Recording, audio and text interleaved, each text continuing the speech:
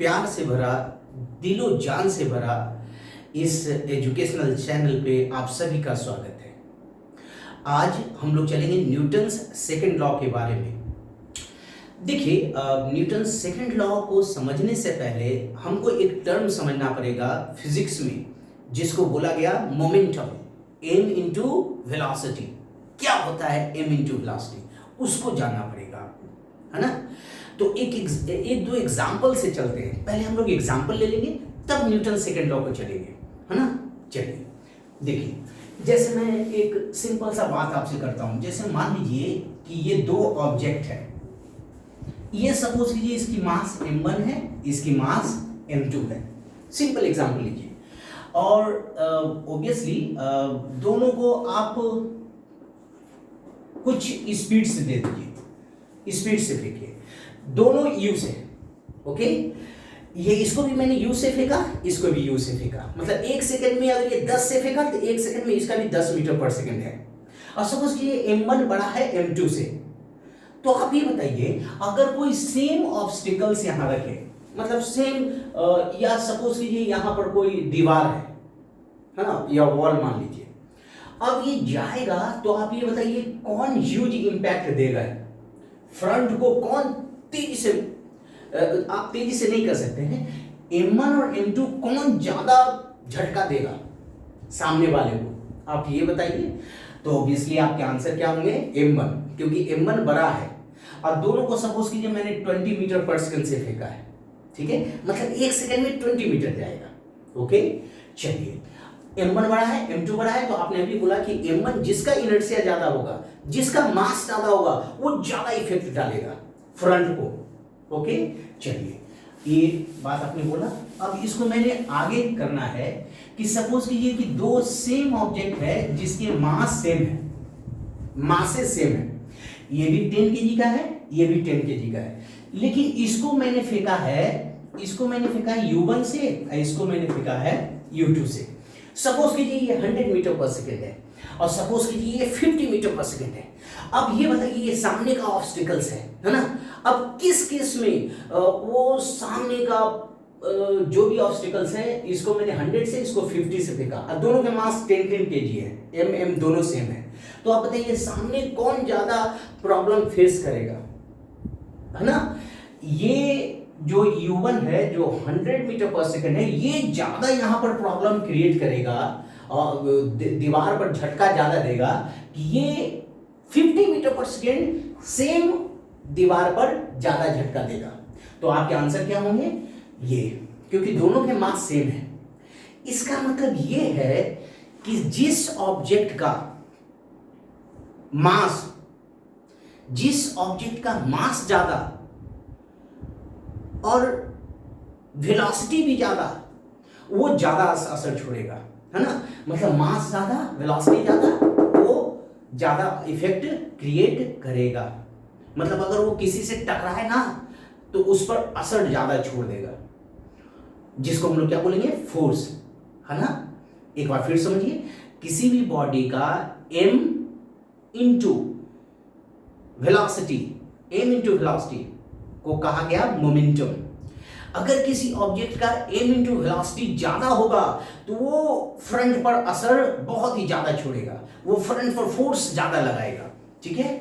इसका मतलब ये है कि एक टर्म न्यूटन साहब को सोचना था जिसका नाम दिया गया मोमेंटम, है ना। एक टर्म उन्होंने सोचा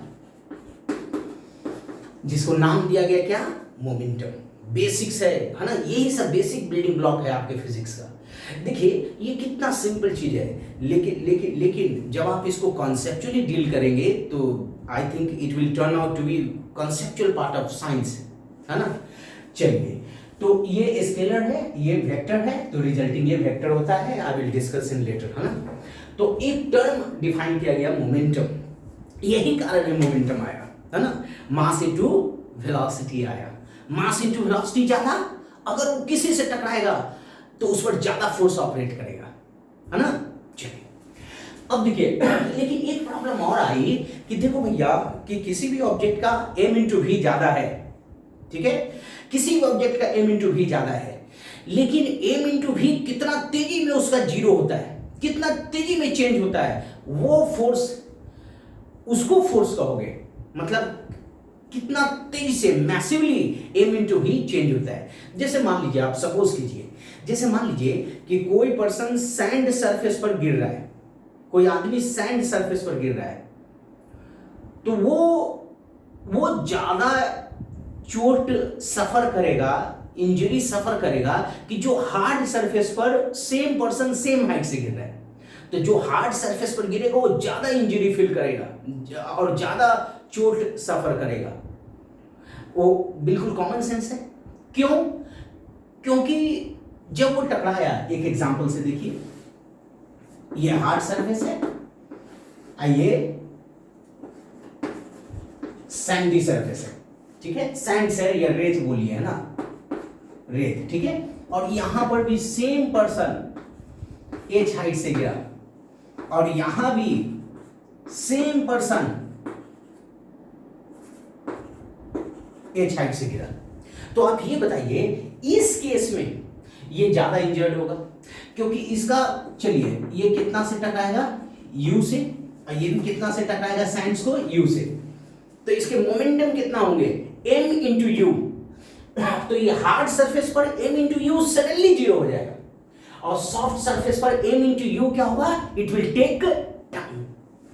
ओके, तो यहां हार्ड सरफेस पर क्या होगा, it will take, hard surface पर it will take very small time, और सॉफ्ट सरफेस पर आफ्टर पेनिट्रेशन, मतलब ये पेनिट्रेट करके जीरो होगा, तो इसको कम फोर्स फील होगा। इसका मतलब आप बात को समझिए, है ना, m इंटू वी, है ना, m इंटू वी कितना तेजी में चेंज होता है, वो फोर्स कहे जाते हैं। एक बार और, m इंटू वी, जिसको मोमेंटम न्यूटन साहब ने कहा, m इंटू वी, किसी बॉडी का जितना तेजी चेंज होगा, वो फोर्स उतना ही ट्रेमेंडस होगा, वो फोर्स उतना ही डिजास्टरस होगा, वो फोर्स उतना ही ह्यूज होगा, ठीक है। तो इस एग्जांपल को आप समझिएगा। अभी हम चलते हैं फिर।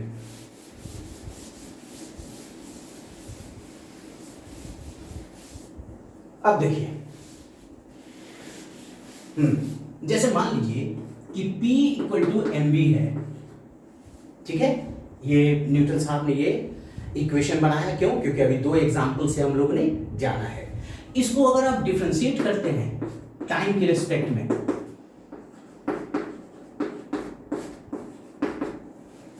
फर्दर जब डिफरेंशिएट करेंगे, अब आप देखिए, इसी को न्यूटन साहब ने क्या नाम दिया, फोर्स। इसी को कहा गया फोर्स, क्योंकि डीपी मोमेंटम चेंज कितना टाइम लिया, dt, है ना, मतलब dt टाइम में किसी बॉडी का m इंटू वी चेंज हुआ, तो 1 सेकेंड में कितना चेंज होगा, dt सेकेंड में dp, तो 1 सेकेंड में dp बाई dt। यानी किसी भी बॉडी का मोमेंटम कितना तेजी में चेंज होता है, वो ही फोर्स कहे जाते हैं, क्योंकि अभी हमने जस्ट देखा, ठीक है। अब आप देखिए, अब आप इसको डिफरेंशिएट कर सकते हैं। अगर मान लीजिए कि ये वो आप जानते हैं differentiation, dv by dt plus v dm by dt। I will go into detail, है ना, ओके, प्लीज। अब देखिए आप यहां,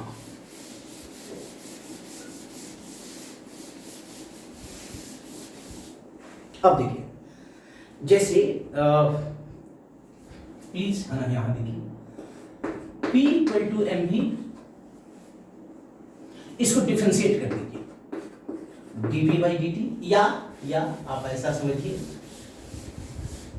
अभी एक मैं यही कहना चाह रहा हूं ओवरऑल आपसे, वो प्रीवियस जो दो एग्जाम्पल्स थे, वो एग्जाम्पल से आपने ये जरूर नोटिस किया, क्या नोटिस किया कि m इंटू वी साइंस में कुछ है, पहला बात, और m इंटू वी कितना तेजी में चेंज होता है, हाउ सिग्निफिकेंटली, है ना, m इंटू वी जितना तेजी में चेंज होगा, उस बॉडी पर फोर्स उतना ही ज्यादा लगेगा, ठीक है।